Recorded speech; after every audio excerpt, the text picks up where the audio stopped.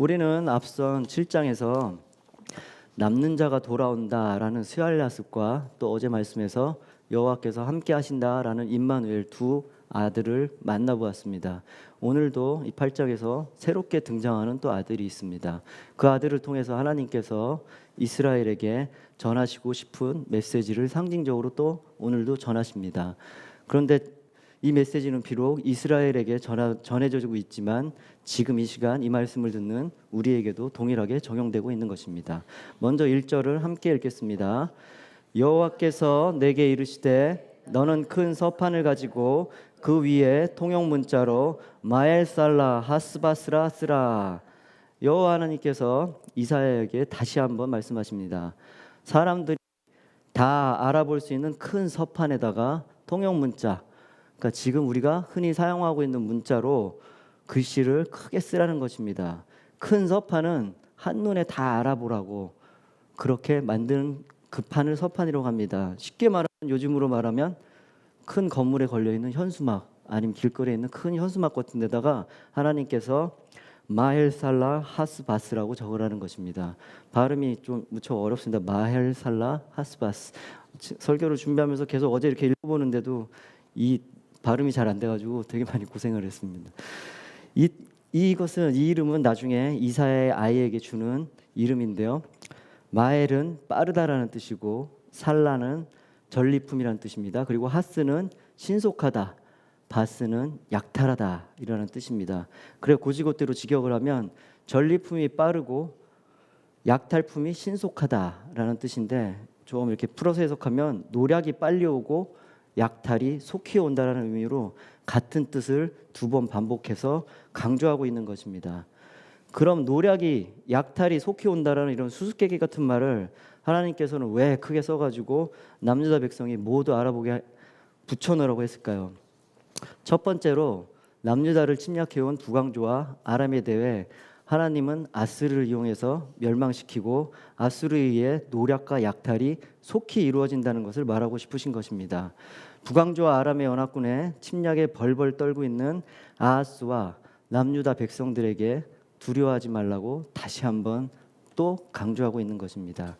두 번째로는 남유다 백성에게 또 주는 경고의 메시지가 있습니다. 너희들도 회개하고 돌아오지 않으면 아스루에 의해서 또 다른 세력에 의해서 심판을 당한다고 경고하고 있는 것입니다.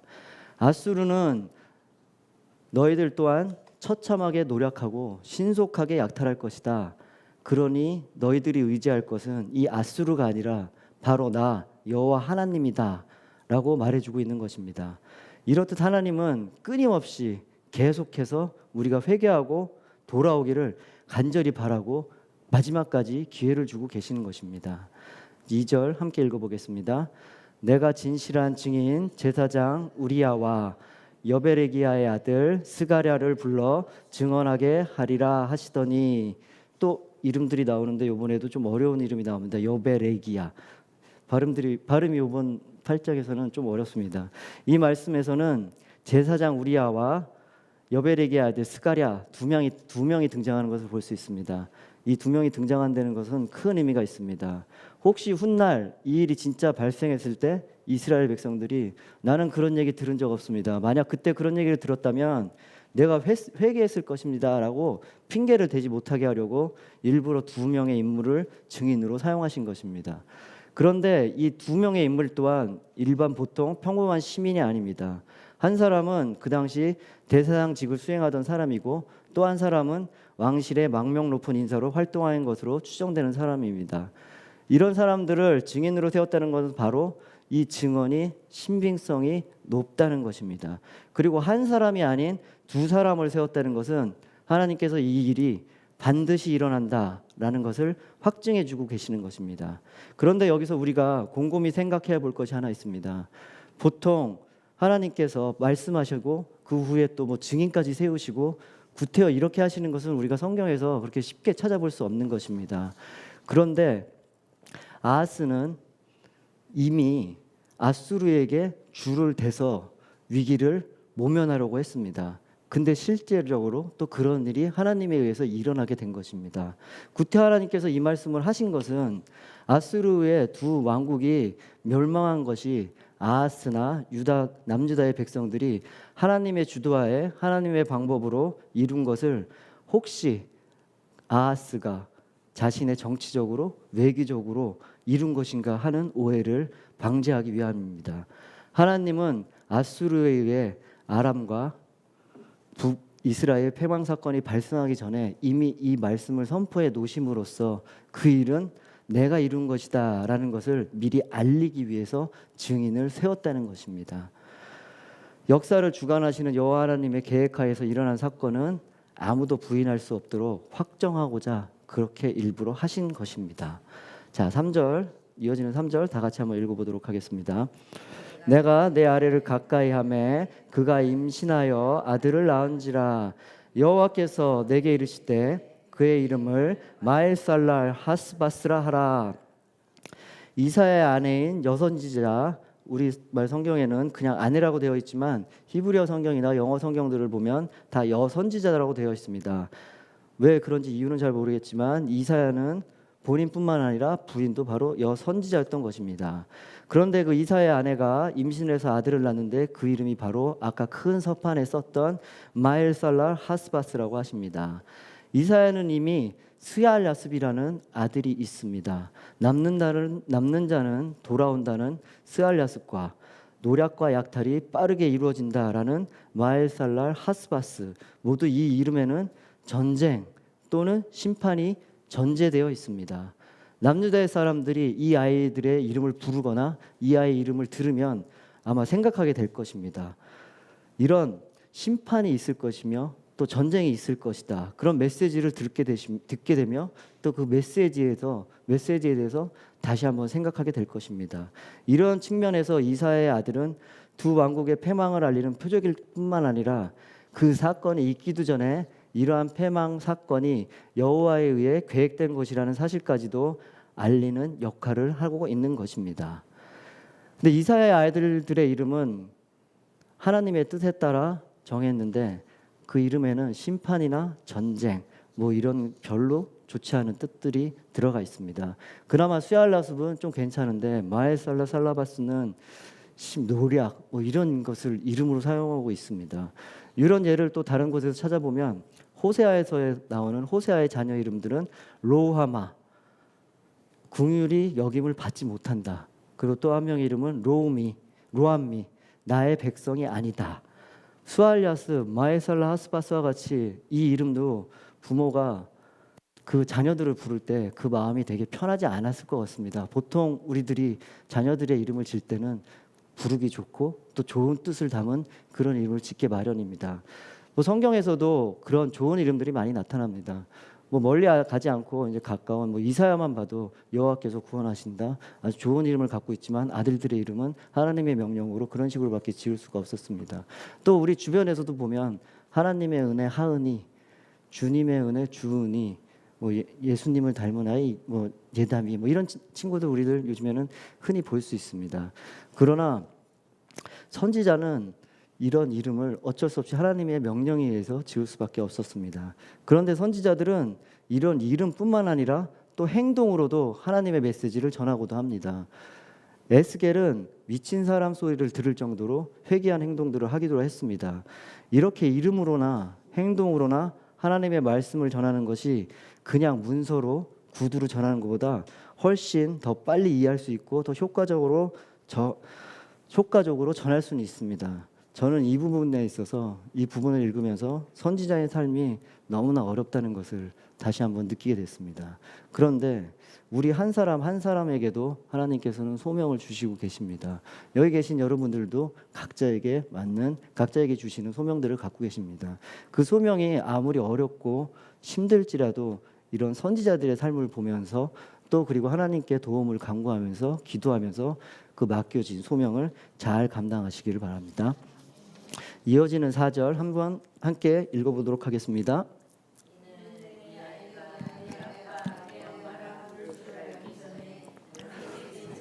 사마리아의 노략물이 아수르 왕에게 옮겨질 것임이라 하시니라. 이 아들 마엘살라 하스바스란 아들이 엄마 아빠를 부르기 전에 엄마 아빠는 보통 3, 4세가 되면 이제 부르게 되는데 아수르가 북왕조와 아람을 공격하여 멸망시키고 아람의 수도 다메섹과 북왕조의 수도 사마리아에서 아수르가 전리품을 약탈해서 신속하게 가져간다. 이 얘기를 하는 것입니다.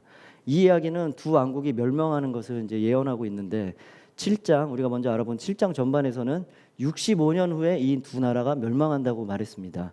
그리고 어제 알아본 임마누엘에서는 임마누엘이 선을 버리고 악을 택할 때, 선과 악을 구별할 수 있을 때, 법적으로 자기가 책임질 때, 성인 정도 됐을 때, 그러니까 18년 정도, 만 18세 정도 후에 멸망한다고 예언하고 있습니다. 근데 오늘 이야기를 보면 또 기간이 당겨져 있습니다. 이 아이가 아빠 엄마를 부르는 3, 4세가 되면 이 왕국이 모두 멸망한다고 예언을 하고 있습니다. 이처럼 두 왕국의 심판이 점점 다가오는 것을 알 수 있습니다. 이는 심판의 임박성을 드러내고 있는 것입니다. 또한 실제로 3, 4년과 크게 차이 나지 않은 시기에 이 두 왕국은 실제로 멸망하고 말았습니다. 이어지는 5절부터는 하나님께서 이사야를 통해 다시 한번 심판의 이야기를 전하고 계십니다. 5절 6절 함께 읽어보겠습니다. 여호와께서 다시 내게 말씀하여 이르시되 이 백성이 천천히 흐르는 실로아의 물을 버리고 르말리아의 아들을 기뻐하느니라. 여기서 말하는 이 백성은 북이스라엘의 백성으로 아람의 르신과 르말리아의 아들 베가를 기뻐한다는 것으로 말하고 있습니다.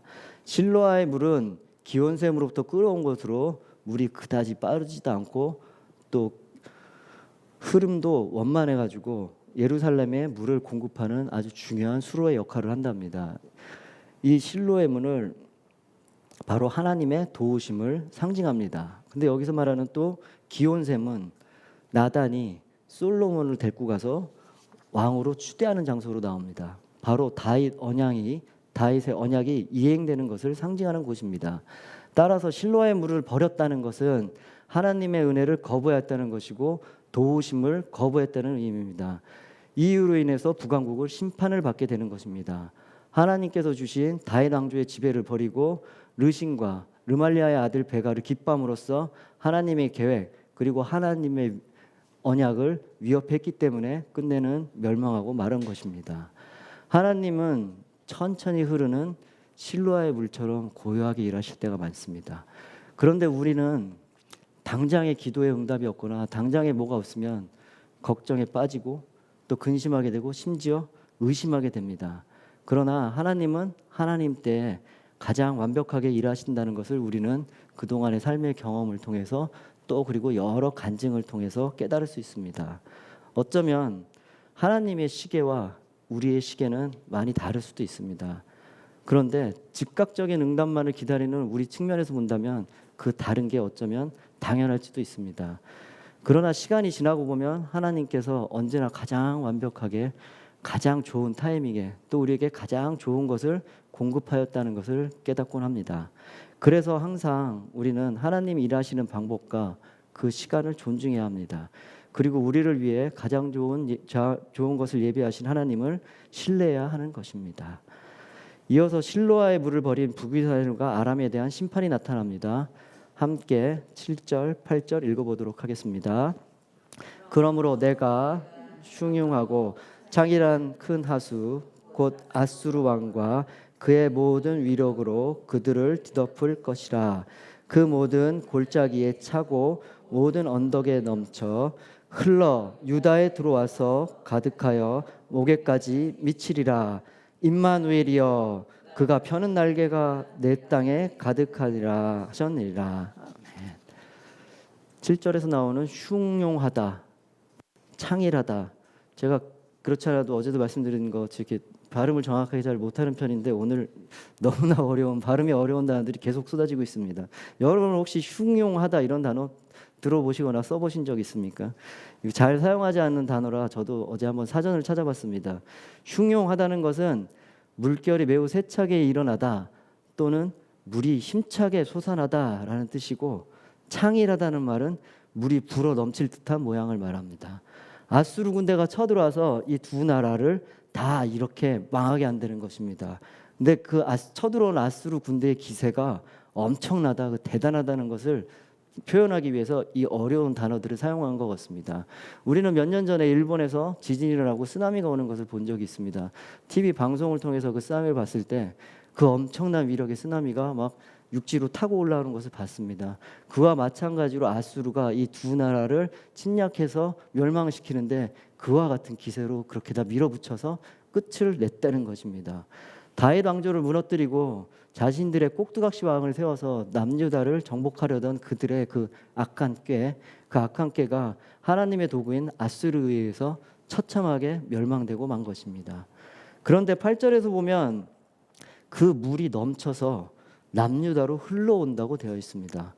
하나님의 도구로 사용된 아수르는 아람과 북왕조를 노력하지만 거기서 만족하지 않고 이제 남유다마저 공격합니다.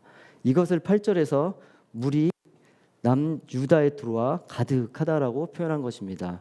오늘의 아군이 바로 내일의 적군이 되는 순간입니다.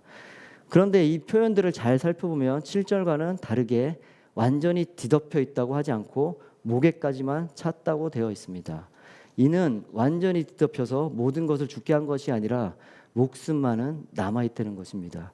결국 물이 턱 및 목까지 가득 참으로 큰 위협은 됐지만 또 고통을 겪게 되지만 목숨만은 살려주셨다는 것입니다. 저는 지난 여름에 잠깐 휴가 기간이 있어가지고 바닷가를 갔습니다. 그래서 해변에서 이렇게 아이들 데리고 수영하라고 했는데 어느 순간 이렇게 물이 차는 것도 모르고 밖으로 너무 많이 나갔다가 이제 들어와야 되겠다라고 생각을 했는데 아이들은 이미 땅에 다리가 닿지 않아서 제가 이렇게 안고 이렇게 데리고 들어오는데 목이 진짜 물밑까지 이렇게 차더라고요. 턱까지 차는데 파도가 칠 때는 막 이렇게 올라왔다 내려왔다 하는데 그때는 되게 아찔하고 조심해야겠다, 큰일 나겠다 이런 생각을 했었는데 딱 오늘 표현을 보니까 물이 목 밑 턱까지 찼다 그러니까 이게 느낌이 딱 오더라고요. 이게 죽기 직전의 상황, 큰 고통을 겪고 있는 상황이구나라고 이 일이 딱 이렇게 마음에 와닿습니다. 근데 하나님께서는 왜 남유다를 끝장을 내지 않으시고 왜 이렇게 살려두셨을까요? 바로 이 대목에서는 등장하는 단어가 있습니다. 임마누엘이요. 맞습니다. 어제 등장한 임마누엘이 다시 등장하는 것입니다. 임마누엘의 뜻이 무엇입니까? 하나님께서 우리와 함께 하신다는 뜻입니다. 임마누엘 하시는 하나님께서 그 날개를 쭉 펴서 남유다의 모든 사람들의 목숨을 살려주신다고 말하고 있는 것입니다. 하나님은 다윗과의 언약을 통해 다윗 왕조를 지켜내고 계신 것입니다. 신실하신 하나님은 자신의 언약을 이렇게 끝까지 지켜나가고 계신 것입니다. 그런데 여기서 더 중요한 사실은 남유다를 살리는 것이 단지 하나님께서 언약을 지키기 위해서뿐만 아니라 하나님께서는 이 백성을 끝까지 사랑하고 계신다는 것입니다. 비록 이 백성이 아무리 패역하고 거역하고 반역하는 일을 반복하더라도 하나님의 신실하신 사랑은 그것을 용서하고 있는 것입니다. 스알야수브부터 시작해서 어제 임마누엘 그리고 오늘 마엘살라 하스바스에 이르기까지 지난 3일간의 말씀을 종합해 보면 하나님께서는 우리가 하나님 위에 의지하고 있는 것으로부터 돌아오라, 그런 것들로부터 돌아와서 나를 믿고 굳게 서라라는 메시지를 반복적으로 주고 계심을 알 수 있습니다. 세상을 살면서 우리는 때로는 어려운 일을 겪기도 하고 또 중요한 선택을 하는 순간들이 있습니다. 그때 우리가 하나님을 대신하고 있는 것이 있다면 그것으로부터 돌이켜서 하나님을 굳게 믿고 굳게 서라는 것입니다. 그리고 하나님께서는 우리를 사랑하시되 끝까지 사랑하신 하나님은 아직도 돌이키지 못하고 있는 우리에게 회개하고 돌아오라고 기회를 계속해서 주시고 있으시며 끊임없이 기다리고 계십니다. 하나님께서 우리에게 원하는 길이 비록 우리 생각에 너무나 좁고 힘든 길일 수도 있습니다. 세상적으로 볼 때는 하나님을 의지하는 것이 어리석어 보일 수도 있습니다. 그러나 그 방법이 하나님이 우리에게 원하시는 방법이라면 원하시는 길이라면 신실하신 하나님을 굳게 믿고 두려워 말고 그 길을 선택해 나가야 되는 것입니다. 이사야서는 총 66장으로 되어 있습니다. 그래서 66권으로 되어 있는 성경의 축소판이라고도 합니다. 근데 양이 너무 방대하고 내용이 많기 때문에 한 번에 싹 읽어나가기가 무척 어려운 것도 사실입니다. 근데 이번 기회에 이 아침 예배를 통해서 이사야의 말씀을 나누고 있습니다. 이 아침 예배를 통해서 말씀을 잘 읽으시고 또 깊이 묵상하셔서 하나님께서 우리에게 주시는 특별한 메시지를 통해 많은 은혜를 받으시기 바랍니다. 이사야서 전체의 말씀을 보면 때로는 심판의 말씀이 많이 나옵니다. 그래서 우리가 두려움을 느낄 때가 많습니다. 그러나 그 두려움 속에서도 우리가 믿고 그분을 따를 수 있는 것은 바로 그 하나님이 우리를 얼마나 사랑하시는지를 우리가 알고 있기 때문입니다. 언제나 그분을 따르기로 작정할 때 우리를 기다려주시고 받아주시는 하나님이심을 우리는 잘 알고 있는 것입니다. 지금 이 시간 이 이사야서의 말씀을 통해 신실하신 하나님을 전적으로 의지 못하고 내 생각과 내 방법에 아직도 의지하는 우리의 잘못을 회개하고 하나님 앞으로 온전히 나아가는 저와 여러분이 되시기를 주님의 이름으로 축복합니다. 아멘. 어제 제가 이 설교를 준비하면서 저도 모르게 자꾸 이렇게 웅얼웅얼하는 찬양이 하나 있었습니다. 계속 제가 평상시에 이렇게 잘 부르는 찬양은 아니었는데 이 원고를 더 읽어야 되는데도 불구하고 자꾸 입속에서 찬양이 맴돌았는데 그 찬양을 하다가 떠오른 게 오늘 설교를 끝나고 같이 찬양을 했으면 좋겠다라는 생각이 들었습니다. 다 잘 아시는 찬양입니다. 하나님은 너를 지키시는 자. 이 찬양 우리 한번 같이 해보겠습니다.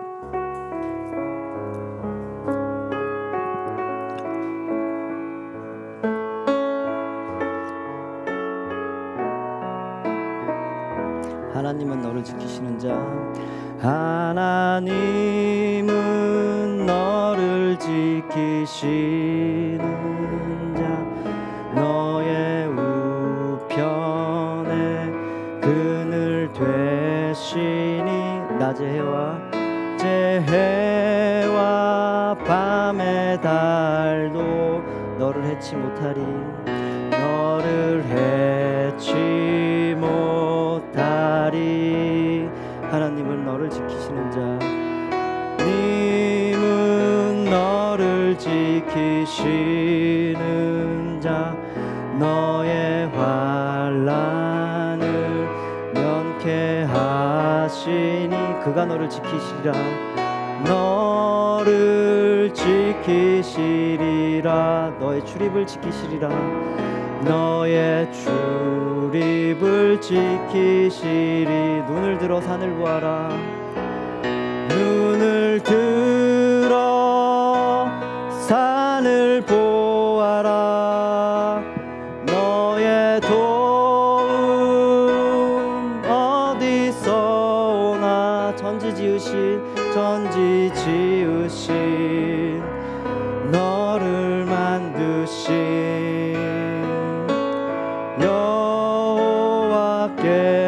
여호와께로다. 눈을 들어 산을 보아라. 너의 도움 어디서 오나. 천지 지으신 너를 만드신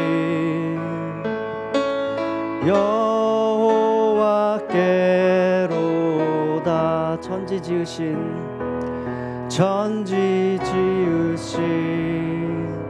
너를 만드신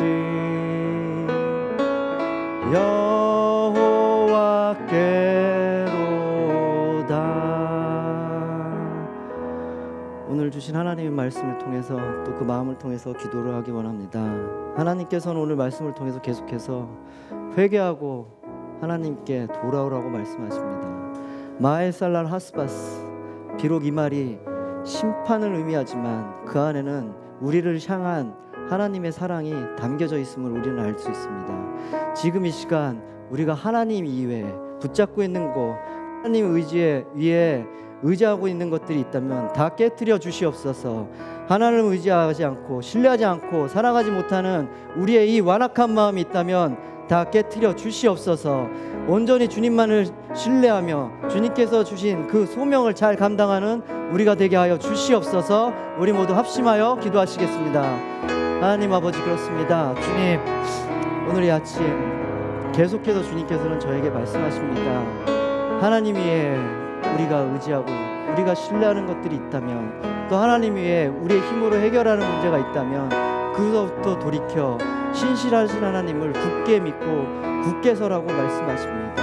또한 오늘 마헬살라 살라바스라는 심판의 무시무시한 말씀을 하셨지만 그 깊은 뜻에서는 하나님께서 우리를 사랑하실 때 끝까지 사랑하시는 하나님의 사랑을 알 수 있습니다. 우리는 나약하고 우리는 연약해서 넘어지기 쉽지만 하나님께서 함께 해주시고 성령님 저희 마음을 붙잡아 주셔서 하나님이 원하시는 길, 하나님 길로 나아가는 길, 우리의 힘과 우리의 모든 것을 의지 않고 오로지 하나님께 올려드리는 그 삶을 살 수 있습니다. 주님 항상 우리와 함께 해주시고 우리의 생각을 붙잡아 주시고 매일매일 삶에 있어서 성령의 능력과 새 마음과 새 영을 불어넣어 주시옵소서. 또한 그것으로 하루하루 살아갈 때 항상 승리하는 삶, 또 오늘 하루에 있어서의 승리하는 삶을 살 수 있도록 함께하여 주시옵소서.